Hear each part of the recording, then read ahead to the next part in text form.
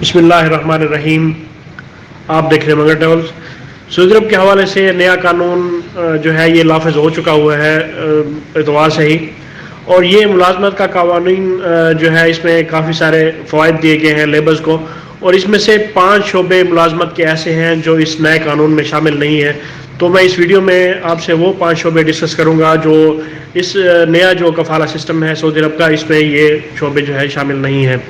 اس میں ایک وزارت کے مطابق وزارت نے کہا ہے کہ یہ جو 5 شعبے ہیں ان میں نجی ڈرائیور، چوکیدار، گھریلو عملہ، چرواہا اور مالی کے شعبے پہلے کی طرح کفالت کے تحت ہوں گے. یعنی کہ یہ 5 شعبے ہیں جن میں اس کو ریپیٹ کر دیتا ہوں: نجی ڈرائیور، چوکیدار، گھریلو عملہ اور چرواہا اور مالی کے شعبے ایسے ہیں کہ جس میں جو نیا کفالہ کا سسٹم ہے یہ امپلیمنٹ نہیں ہوگا. سعودی عرب میں جو ملازمت کا نیا قانون ہے وہ اتوار سے ہی نافذ العمل ہے، اور نئے قانون سے لاکھوں جو غیر ملکی ہیں اس میں جو ملازمین ہیں ان کو نوکریوں سے متعلق آزادی فراہم کی گئی ہے، اور کفالت کے نظام کے خاتمے کے بعد غیر ملکی جو ملازمین ہیں وہ اپنی نوکریاں تبدیل کر سکیں گے اور آجر کی مرضی کے بغیر بھی ملک چھوڑ سکیں گے.